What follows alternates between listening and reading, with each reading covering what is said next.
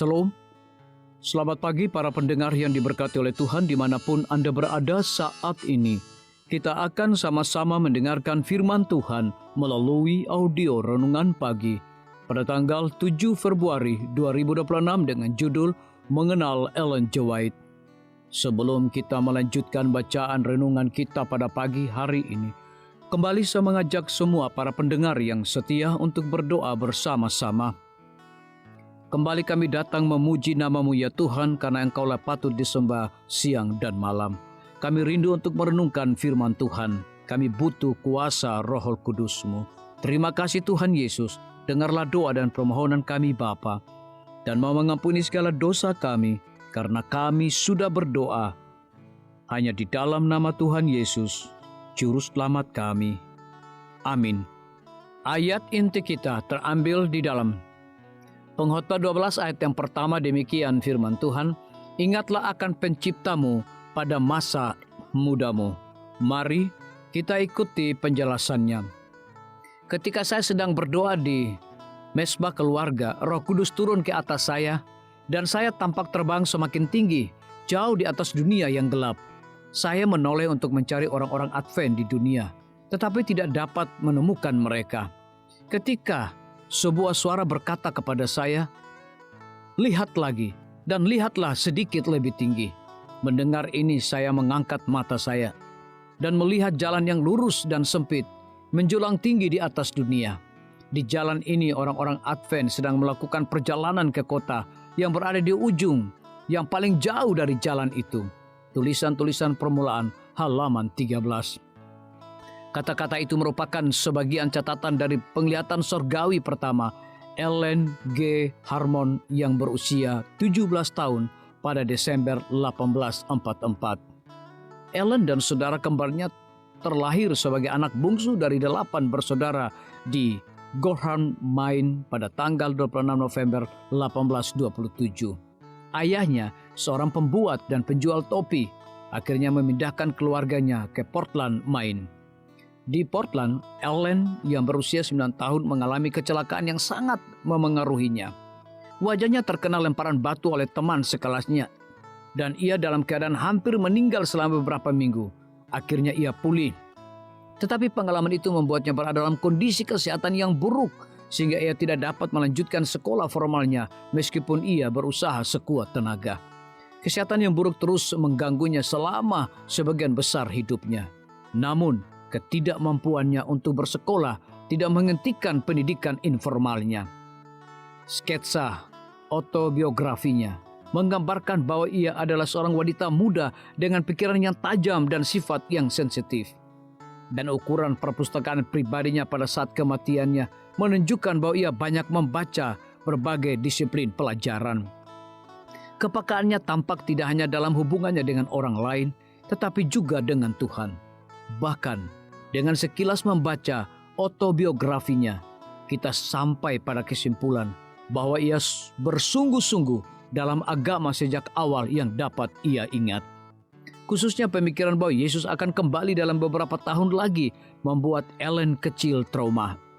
Ia pertama kali mengetahui ajaran itu pada usia 8 tahun saat dalam perjalanan ke sekolah. Ia menemukan secari kertas yang menyatakan bahwa Yesus akan datang dalam beberapa tahun lagi. Saya diliputi ketakutan. Tulisannya, kesan yang begitu dalam bertanam dalam pikiran saya sehingga saya hampir tidak dapat tidur selama beberapa malam dan berdoa terus-menerus agar siap ketika Yesus datang. Pengalaman awal Ellen G. White membantu kita untuk melihat kebenaran bahwa beberapa hal yang kita takuti pada akhirnya dapat menjadi harapan hidup kita, terutama saat kita mulai lebih dapat memahami karakter Tuhan. Biarlah bacaan renungan kita saat ini akan menjadi berkat bagi kita semua.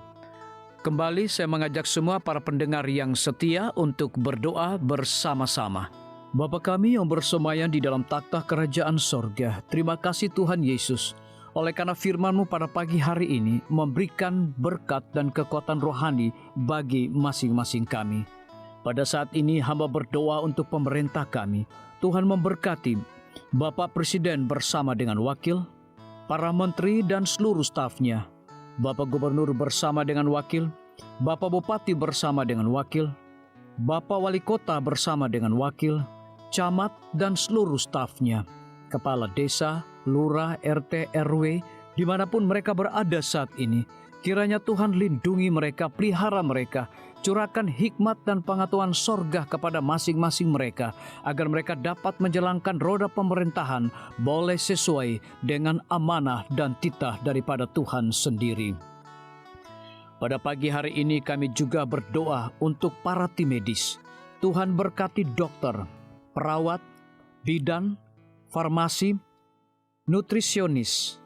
Kiranya hikmat dan pengetahuan sorga, roh dedikasi yang tinggi, roh kelemah lembutan Tuhan berikan kepada masing-masing mereka, agar mereka dapat memberikan pelayanan yang terbaik bagi setiap pasien yang membutuhkan pelayanan mereka setiap hari. Kami juga berdoa untuk guru-guru, kepala sekolah, siswa, mahasiswa, bahkan dosen di setiap lembaga pendidikan. Kiranya hikmat dan pengetahuan sorga Tuhan berikan kepada masing-masing mereka, agar mereka dapat mendidik setiap anak-anak untuk memiliki karakter Yesus Kristus. Hamba juga berdoa untuk TNI, Polri, PNS, wira swasta, petani, nelayan, ojek online dimanapun mereka berada. Kiranya berkat dan sukacita sorga Tuhan juga berikan kepada masing-masing mereka, agar mereka juga menjadi saluran berkat bagi sesama manusia. Para pendengar yang setia yang berulang tahun saat ini dimanapun mereka berada, biarlah dengan bertambahnya usia, mereka semakin hidup bersyukur dan berterima kasih kepada Tuhan setiap saat. Yang berada di dalam kebimbangan, ketidakpastian hidup, Tuhan berikan iman yang teguh dan pengharapan, agar mereka tetap percaya akan janji Tuhan setiap hari. Terima kasih Tuhan Yesus, dengarlah segala doa dan permohonan kami Bapa, dan mau mengampuni segala dosa kami, karena kami sudah berdoa hanya di dalam nama Tuhan Yesus, Juru Selamat kami. Amin. Demikian firman Tuhan yang telah kita dengarkan. Semoga hari ini menjadi berkat bagi kita semua. Sampai jumpa, Tuhan memberkati.